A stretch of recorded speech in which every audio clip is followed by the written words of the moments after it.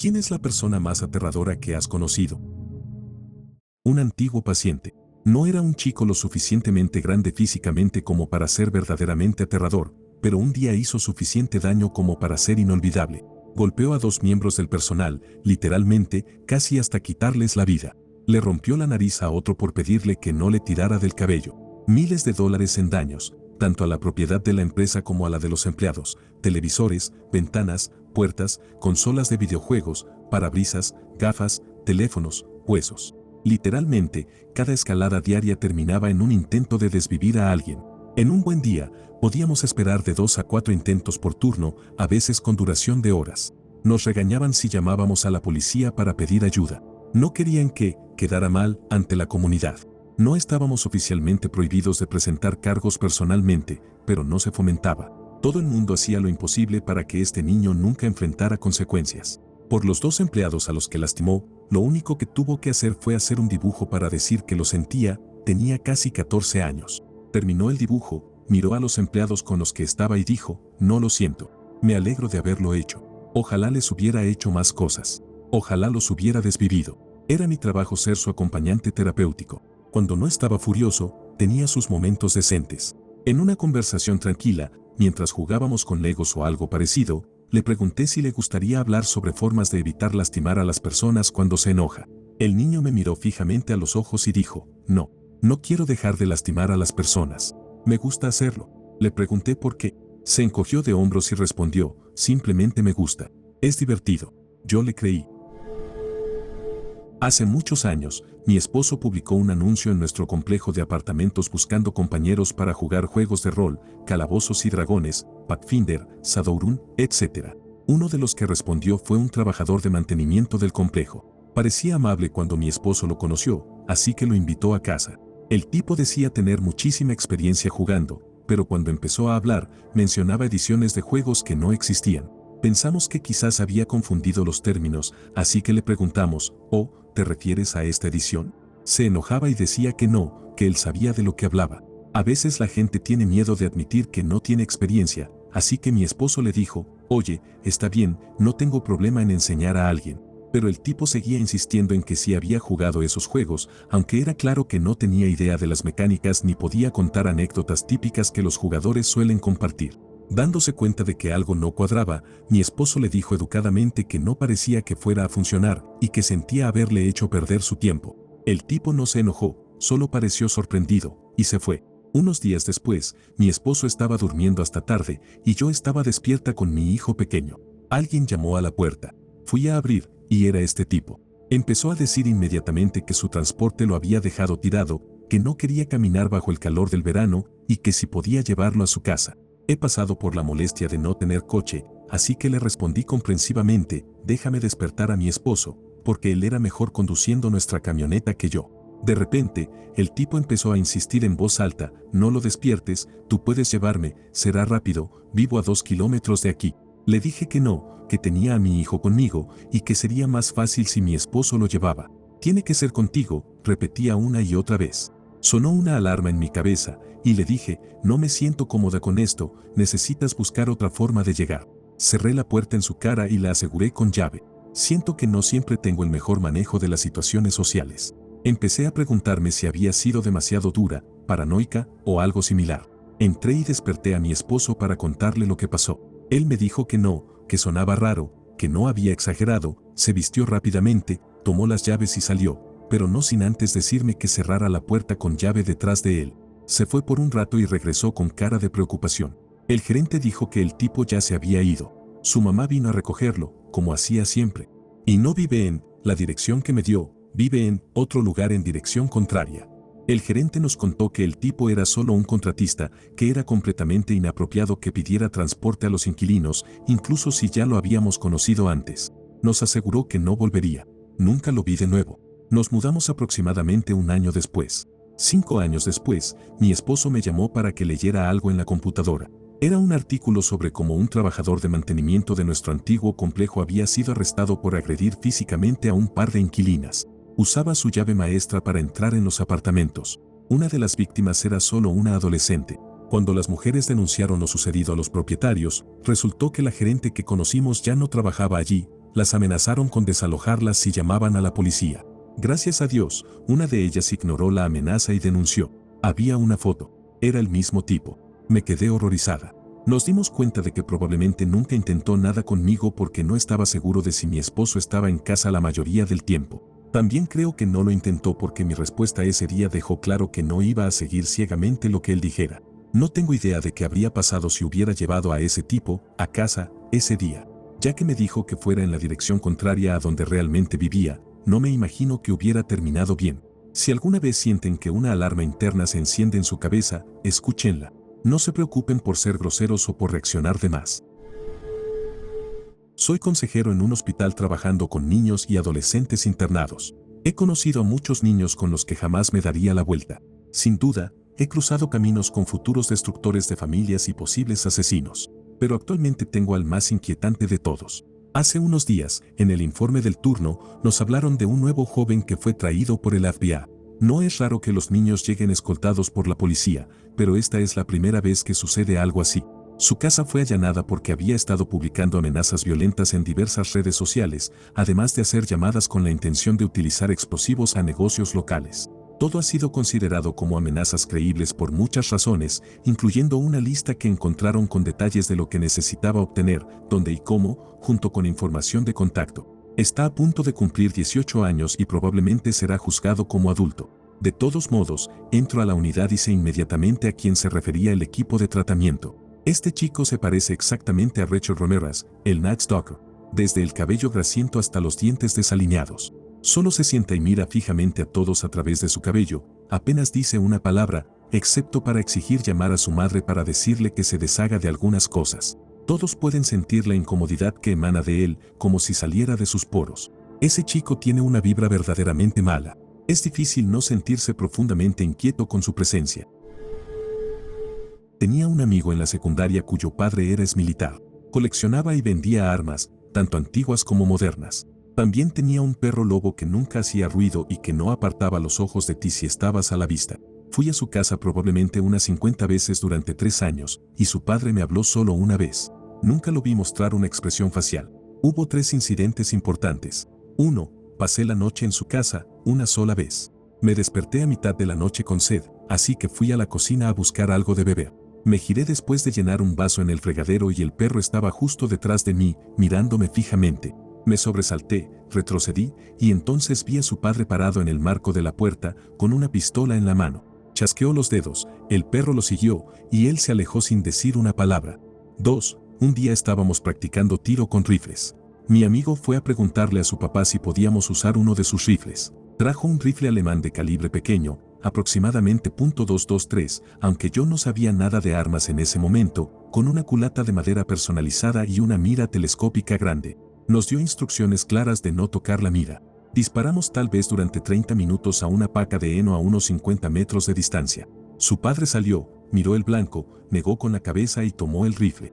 Dejó su pipa, levantó el arma y disparó en menos de un segundo, dando en el centro del blanco. Luego ajustó la posición y disparó de nuevo, esta vez rompiendo un soporte de plástico de cerca eléctrica a unos 137 metros de distancia. Tomó su rifle y regresó adentro, sin decir nada.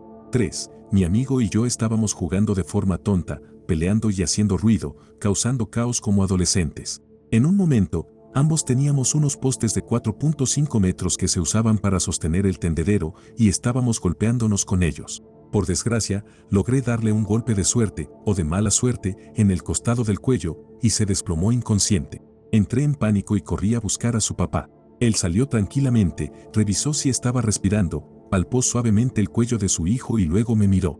Sin cambiar su expresión, simplemente dijo, vete. Así que me fui.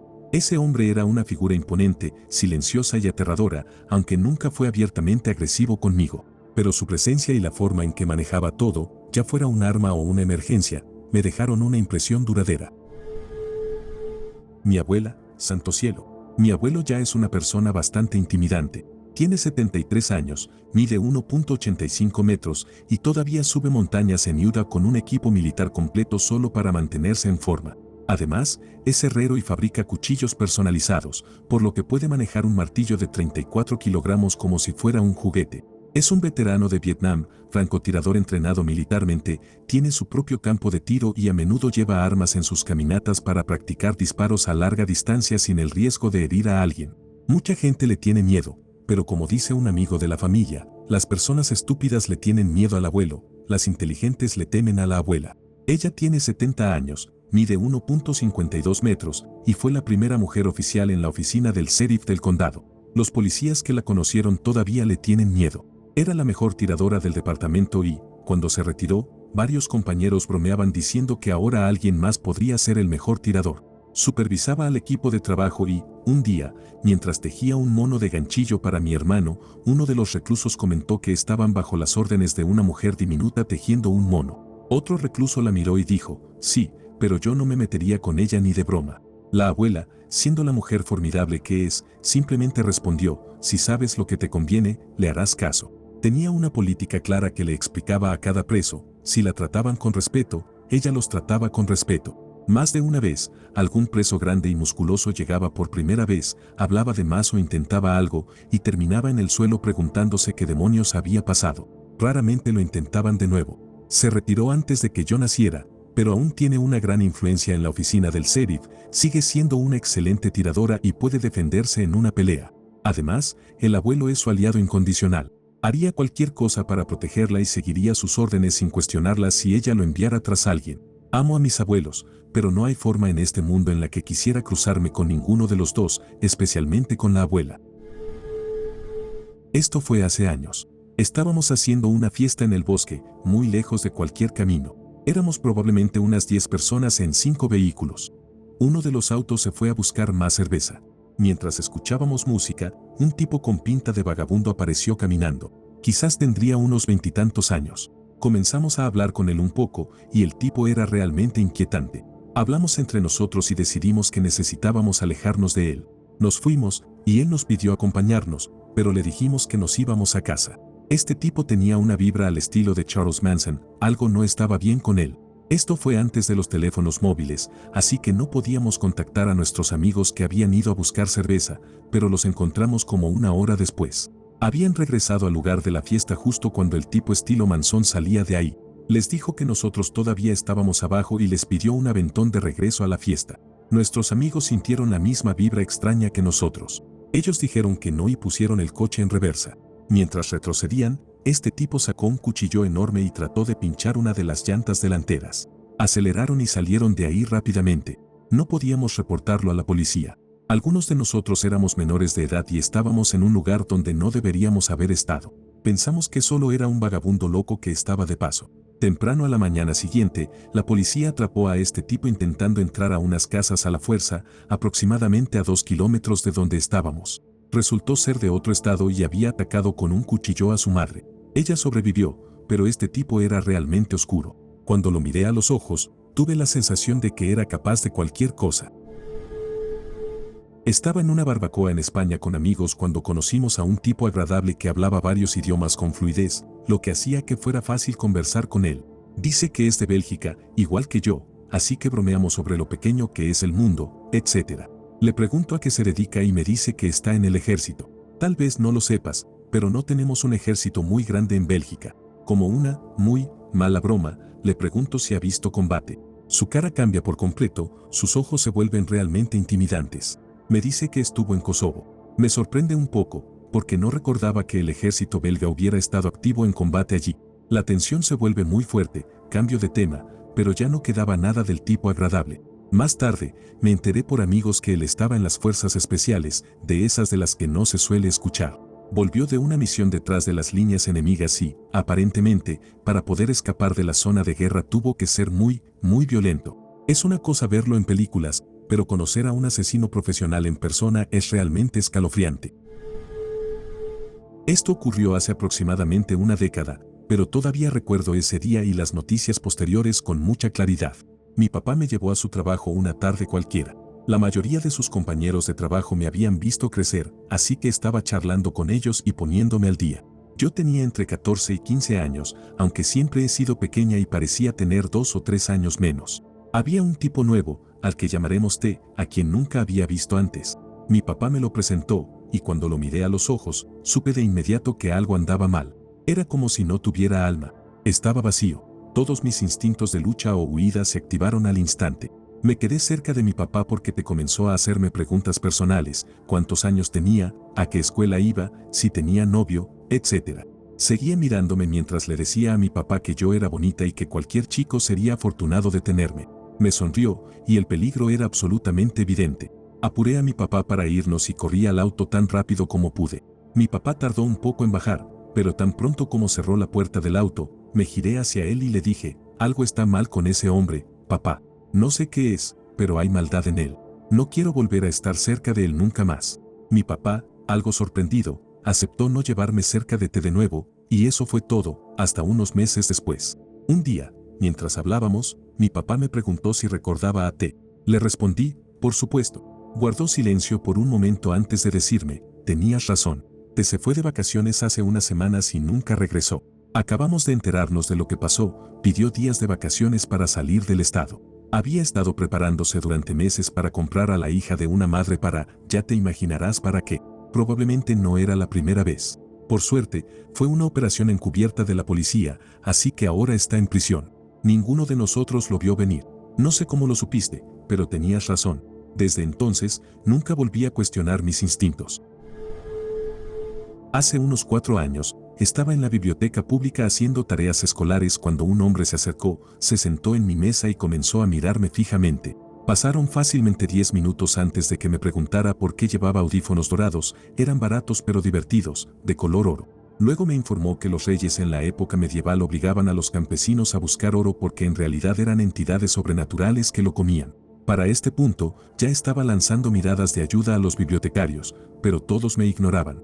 Él siguió hablando un rato más y luego sacó una máscara, como esas que se usan en Halloween, y se la puso. Se quedó ahí sentado, mirándome. Finalmente, el oficial de seguridad de la biblioteca lo echó porque se negaba a quitarse la máscara. Me quedé en la biblioteca al menos 2 horas más antes de irme, pero al salir, él estaba afuera esperándome. Me siguió por una cuadra hasta que saqué mi teléfono y lo amenacé con llamar a la policía. Me llamó perra y se fue. Hace unos años, estaba en una ciudad nueva por motivos de trabajo. La primera noche, simplemente caminaba por la calle, deambulando después de que la ciudad se pusiera en silencio. Así que iba caminando por una calle vacía y vi a una chica caminando hacia una parada de autobús en dirección opuesta. La calle estaba oscura y vacía, con iluminación mínima, apenas lo suficiente para ver si la persona era una chica o un chico. 2 tipos la seguían. Ella se detuvo en la parada de autobús. Estos tipos solo la miraban y la seguían. Cuando me acerqué, ella me miraba a mí y a ellos. Todo parecía normal y los tipos estaban parados a solo unos metros de distancia. La miré y ella me miró con esos ojos llenos de lágrimas. Me quedé allí, muerto de miedo por lo que esos tipos podrían hacer, pero me propuse quedarme allí con ella. Ellos hicieron algunas llamadas. Justo entonces llegó un autobús urbano y ella subió. Los tipos también empezaron a caminar hacia el autobús, así que comencé a caminar directamente hacia ellos, rápido y con cara de enfado. Se detuvieron mientras el autobús se iba. La chica me susurró un gracias desde la ventana del autobús. Comencé a caminar de regreso hacia mi hotel. Los tipos me siguieron por una calle, pero luego supongo que se fueron. Cuando era de primer año en la secundaria, un chico de último año tenía un gran enamoramiento conmigo. Al principio no me molestaba, ya que parecía bastante tranquilo, un chico casual con el que podía hablar. Además, no lo veía como una amenaza, ya que mi hermano mayor también era de último año en nuestra escuela y el chico tenía mi misma altura, 1.55 metros. De repente, empezó a volverse muy pegajoso y apegado. Me enviaba mensajes sin parar, incluso cuando no le respondía. Llegó al punto de dejarme notas de amor y regalos en mi casillero y en mi dirección, que, lamentablemente, le había dado cuando éramos amigos y planeábamos pasar tiempo juntos en algún momento. Me despertaba con estos signos de afecto en la puerta de mi casa o los encontraba en mi casillero. Su primera clase estaba al lado de la mía, así que siempre intentaba bloquearme en el pasillo para hablar conmigo. Memorizó mi horario y tuve que cambiar mi ruta a las clases todos los días, rezando para que no adivinara por dónde iba a pasar. Mi familia empezó a darse cuenta de la situación y mi hermano mayor se encargó de que el chico fuera rechazado por todos. No es que no fuera ya un marginado de cierta forma, pero antes lo veían como alguien inofensivo. Mi hermano también lo amenazó directamente, diciéndole que si intentaba acercarse a mí de nuevo, no dudaría en educarlo. Todo esto era especialmente perturbador porque yo tenía 14 años en ese momento y el chico ya era mayor de edad. Soy gerente de un equipo en una corporación mediana. Estaba entrevistando personas para contratar a alguien para mi equipo. Como intentaba cubrir el puesto en una de nuestras oficinas a un par de estados de distancia, estaba haciendo las entrevistas en una oficina local de esa área. El hombre llegó y empecé a entrevistarlo. Desde el principio, sentí que algo no estaba bien. A medida que pasaba el tiempo, me sentía cada vez más incómodo a su alrededor. Soy un tipo bastante grande y, en ese momento, musculoso, pero, de alguna manera, no me sentía seguro en absoluto. La conversación era perfectamente normal, sus respuestas a mis preguntas estaban bien, pero no podía quitarme la sensación de que este tipo simplemente no estaba bien. Era como una vibra extremadamente poderosa, ¿sabes? Así que terminé la entrevista rápidamente, le estreché la mano y le dije que me pondría en contacto con él pronto. Spoiler, nunca lo hice. De todos modos, trabajé en la oficina el resto del día y luego me fui al hotel. Cuando salí del edificio de oficinas, vi al hombre de la entrevista todavía rondando en el estacionamiento. Esto era varias horas después. Estaba hablando por teléfono, caminando de un lado a otro y pateando basura al azar. Lo vi lanzar un bote de basura a los arbustos junto al edificio. Estaba de espaldas a mí. Me dirigí rápidamente a mi coche y salí de allí. No tengo idea de qué fue de ese tipo y no quiero saberlo. Mi prima. Era de esas niñas que los adultos adoraban, pero que constantemente hacían cosas crueles a otros niños sin razón alguna. Extremadamente manipuladora. Me dejaba en paz porque mi padre era el hermano mayor favorito de su madre, pero para todos los demás era juego limpio. Recuerdo una vez que jugamos a Bloody Mary en el baño de la escuela. Cuando las luces se apagaron, una niña empezó a gritar absolutamente aterrorizada, y cuando las luces volvieron, tenía unos rasguños profundos, irregulares y sangrientos en los brazos y la cara. Por supuesto, todas las niñas pensaron que había sido Bloody Mary, pero recuerdo haber mirado a mi prima, que solía ser muy habladora, y estaba en silencio, con una extraña sonrisa en su cara. Era la única de nosotras que tenía las uñas largas. Lo que me aterra de ella es que, la última vez que supe de ella, estaba de regreso en la escuela de posgrado en proceso de convertirse en psiquiatra. La idea de que alguien que disfrutaba tanto infligiendo dolor y que era capaz de manipular tan bien a los adultos cuando era niña como para ocultar su comportamiento, esté trabajando en una posición así en el campo de la salud mental, me da pavor. Oficial de inteligencia militar noruego. Si vieras a ese hombre en una multitud, nunca creerías que alguna vez había vestido un uniforme. Parecía un civil mayor, un amable hombre al borde de la jubilación que bien podría estar trabajando en una oficina. Sin embargo, este tipo tenía mucha experiencia en misiones en Afganistán y otros lugares, trabajando junto a la CIA y organizaciones similares. Durante un entrenamiento de combate cuerpo a cuerpo, derribó con facilidad a un hombre de unos 20 años que era instructor de MMA y que le sacaba una cabeza de altura. Hicimos ejercicios con armas y nadie siquiera se acercó a superarlo. Podía enfrentarse a 3 o 4 personas sin problema alguno. ¿Tienes un cuchillo? Ahora es su cuchillo. ¿Tienes un arma? Ahora es su arma. Cada vez que alguien intentaba atraparlo, fracasaba. Y para cuando te dabas cuenta de que habías fallado, ya te había desvivido 6 veces. Como parte de mi tesis, entrevisté a varios reclusos en una penitenciaría. Algunos habían sido condenados por tráfico de drogas a gran escala, otros por robo y otros por desvivir a alguien. Las entrevistas se realizaban en una pequeña sala de entrevistas. Había un guardia afuera y un botón al alcance de la mano para notificar al guardia cuando terminara, en caso de emergencia, para que trajera al siguiente entrevistado, o para pausas, etc. Uno de mis entrevistados era un tipo completamente musculoso, grande, calvo y negro. Pura fibra. Debía medir alrededor de 1.95 metros. Había sido condenado por quitarle la vida a alguien.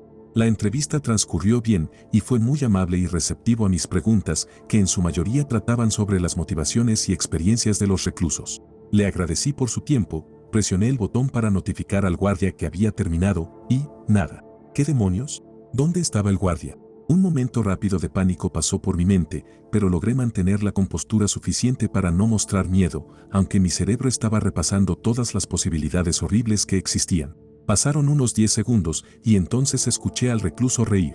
¡Qué mal! Sabes que probablemente podría matarte en menos de 10 segundos, ¿verdad? No era una pregunta, era un hecho. Su sonrisa había desaparecido y su mirada era seria, pero aún estaba sentado al otro lado de la mesa. Ese fue el momento en el que conocí a la persona más aterradora de mi vida. Puedo recordar su rostro con total claridad y al hacerlo, mi mente regresa a esa memoria, reviviendo esa ola de pavor una vez más. Luego, se rió. Creo que logré soltar la risa más nerviosa y poco convincente de mi vida, como si estuviera bromeando con él. Afortunadamente, no se movió de su silla. En su lugar, comenzó a hablar sobre los guardias mientras yo seguía presionando el botón periódicamente durante 2 minutos más. Charlamos un poco más sobre ese tema mientras esperaba. Resulta que el guardia asignado fue llamado para cambiar turno con otro guardia. El segundo guardia había confirmado que estaba en camino, lo que aparentemente fue suficiente para el primero, quien se fue. Pero el segundo guardia se retrasó 1 minuto porque estaba lidiando con otro recluso o algo similar. No hice un gran escándalo al respecto, pero sí informé a la seguridad en la entrada, por la seguridad de otras personas. Había un chico con el que fui a la secundaria. Era bastante callado, no tenía muchos amigos cercanos. Era educado, bien portado y amable con la gente. Recuerdo que, a menudo, daba la mitad de su almuerzo a un chico que no solía tener comida. También era bastante peculiar, nunca hacía el trabajo en clase ni las tareas, pero se comportaba bien con los profesores y no interrumpía las lecciones. Sus calificaciones eran bajas, lo justo para pasar, pero nunca más que eso. Una vez, intentó organizar una fecha diferente para hacer un examen de matemáticas y un ensayo de inglés, así es como funcionan las evaluaciones de último año en Australia, pero la escuela no fue muy flexible. Terminó haciéndolos conmigo después de clases. Sacó la mejor calificación en el examen de matemáticas en unos 10 minutos, mientras que a mí me llevó cerca de 40. El ensayo de inglés lo terminó en 30 minutos y logró una calificación aprobatoria. No me considero tonto, pero años después, cuando hice una prueba de aptitud militar, él también estaba allí ese día. Conversamos un poco, pero como siempre, era reservado. Cuando llegaron los resultados de aptitud, fue el único en una sala de unas 40 personas que obtuvo la calificación completa, lo que significa que podía optar a cualquier puesto que estuvieran reclutando, incluida la universidad militar con un título gratuito. Fue entonces cuando pensé que probablemente era increíblemente inteligente. Ahora, la razón por la que es aterrador. Una noche tranquila, fui a un bar con un pequeño grupo de amigos de la universidad y lo encontré trabajando detrás de la barra. Lo saludé y estaba súper relajado, charlando con nosotros y haciéndonos sentir bienvenidos. Entonces, entró un grupo de personas, probablemente una pandilla juvenil, siendo ruidosos y exigentes. Algunos se acercaron demasiado para estar cómodos. Él los miró fijamente y se calmaron un poco, agrupándose entre ellos. Intentaron pedir vodka con Red Bull. Él no se movió y simplemente les dijo el precio total. El líder, tratando de actuar como un chico duro, sacó un cuchillo. Antes de que nadie pudiera reaccionar, el bartender le agarró el brazo, lo arrastró y le dio un puñetazo directo en la cara, dejándolo inconsciente. Tomó el cuchillo, lo guardó detrás de la barra y miró al resto del grupo, que salió corriendo del lugar. Llamó a la policía mientras revisaba si el tipo inconsciente seguía respirando. Luego lo movió a la parte trasera. Regresó al frente y siguió atendiendo como si nada. Nos dio un par de rondas de cervezas gratis antes de que llegara la policía. Entregó la grabación de seguridad, el cuchillo y a la hora despierto pero conmocionado tipo. Uno de los policías tomó los nombres y números de algunos clientes, incluyendo los de él, y luego se fueron. Nos dio otra ronda de cervezas gratis y se disculpó por el espectáculo. Durante todo el tiempo, permaneció completamente tranquilo. Nunca levantó la voz. En la secundaria, recuerdo que alguien quiso pelear con él. Básicamente le dijo, "Está bien, amigo". Dejó que el otro le golpeara la cara mientras él solo se quedaba ahí. Había una razón por la que casi nadie se metía con él en la secundaria, y fui lo suficientemente afortunado, o desafortunado, como para presenciarla de primera mano. Es impredecible y siempre ha dado la sensación de que ha visto cosas muy jodidas. Aún así, parece valorar su tranquilidad, y prefiero dejarlo así. Probablemente sea lo mejor para todos. Fue un grupo con una mentalidad depredadora colectiva. Solía trabajar como reportera judicial y una mañana entré al juzgado en Manhattan para cubrir el juicio de un policía que se hacía pasar por agente del FBI. Este tipo había ido a un hospital y le dijo a un médico asiático muy pequeño que podía quitarle la vida en cualquier momento y que nadie sabría que había sido él. El policía estaba teniendo una aventura con la esposa del médico y quería sacarlo del camino. Es decir, el idiota hizo eso en un hospital. Mientras entro al juzgado, llego al detector de metales y detrás de mí hay 2 detectives. Comienzan a hacer comentarios lascivos sobre mí y a reírse entre ellos. Era repugnante. Luego entro en la sala del tribunal, que estaba llena de policías que estaban allí para apoyar al acusado. Y sí, los 2 detectives que estaban detrás de mí en el detector de metales también estaban allí para respaldarlo. Me observaron entrar como si fuera una gacela que acababa de caminar al centro de una guarida de leones hambrientos. La hostilidad que desprendían era abrumadora, nunca había sentido algo así en mi vida. Me puso los pelos de punta y todas las alarmas internas en mi cabeza empezaron a gritar. Yo era nadie, solo una reportera invisible, y nunca en mi vida me había sentido tan expuesta o insegura como en esa sala llena de policías. En los años 70, en California, mi mejor amiga y yo solíamos hacer autostop de vez en cuando. También recogíamos a otros que hacían autostop de vez en cuando. Era algo bastante común en esa época. Una vez, mientras íbamos en coche hacia la playa, recogimos a un chico de unos 20 años que hacía autostop. Tenía el cabello largo y castaño, una barba y vestía una camisa a cuadros y jeans. Sí, recuerdo lo que llevaba puesto. Era típico de esos tiempos. Nos dijo que también iba hacia la playa. Mi mejor amiga y yo teníamos 17 años. Durante el trayecto, charlamos alegremente sobre la vida, la escuela y cosas divertidas. Nos reímos mucho. Nuestro pasajero no hablaba mucho, de vez en cuando sonreía ante algo que decíamos. Fuimos muy amistosas con él, pero de manera completamente platónica. A unos kilómetros de la playa, de repente nos pidió que nos detuviéramos para dejarlo bajar. Confundidas, nos detuvimos y le preguntamos si ya no quería ir a la playa. Dijo que había cambiado de opinión. Antes de bajar del coche, se detuvo, nos miró a las dos y, de manera tranquila pero escalofriante, dijo: no quiero que ustedes dos vuelvan a recoger a nadie haciendo autostop. Podría haberlas desvivido a las dos, decidí no hacerlo. La mirada en su rostro y el tono de su voz eran fríos, sin emoción. Lo decía en serio, y sonaba como si probablemente ya hubiera desvivido a alguien antes. A los 17 años, no nos costaba creer que eso fuera posible. En ese breve y congelado momento en el tiempo, era aterrador. Salió del coche y se alejó sin mirar atrás. Nos quedamos ahí sentadas, en estado de shock, mirándonos la una a la otra. Desde ese momento, mi amiga y yo dejamos de hacer autostop de inmediato. En toda mi vida, nunca más he recogido a otra persona haciendo autostop. Cuando lo pienso, aún puedo escuchar la voz de ese hombre en mi cabeza y, sin querer, siento un escalofrío. Cuando tenía poco más de 20 años, me detuve en una gasolinera cerca de mi apartamento después del trabajo para comprar unas cervezas. Al tomar el paquete de 6 del refrigerador, escuché una voz detrás de mí que decía: oh, esta noche vamos a festejar bien. Me giré, confundido, y este tipo mayor me quitó la cerveza de la mano y luego puso su brazo sobre mi hombro, como si fuéramos viejos amigos o algo así. Tenía un agarre como de hierro y estaba bastante asustado. No soy un tipo pequeño, pero estaba fuera de forma, y este sujeto era bastante fuerte. Comenzó a decirme que él y su novia iban a venir a mi casa, mientras me llevaba hasta el mostrador. Por suerte, pude hacerle una señal al empleado de la tienda cuando este tipo miró por la ventana hacia su coche.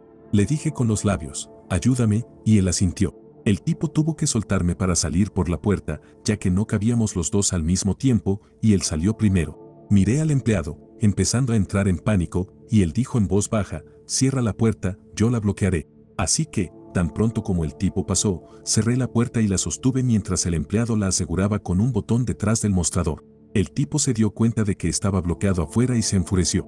Comenzó a golpear la puerta de vidrio con los puños. El empleado le gritó que iba a llamar a la policía, y el tipo, furioso, tiró la cerveza al suelo, se subió a su destartalado coche y salió a toda velocidad.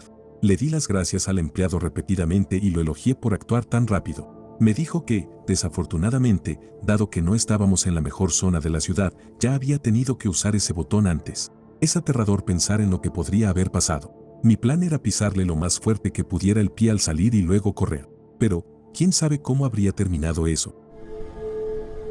No era aterrador cuando lo conocí, pero terminé sintiendo mucho miedo a lo largo del tiempo. Mi primer novio se volvió abusivo hacia el final de nuestra relación y comenzó a acosarme después de que rompí con él.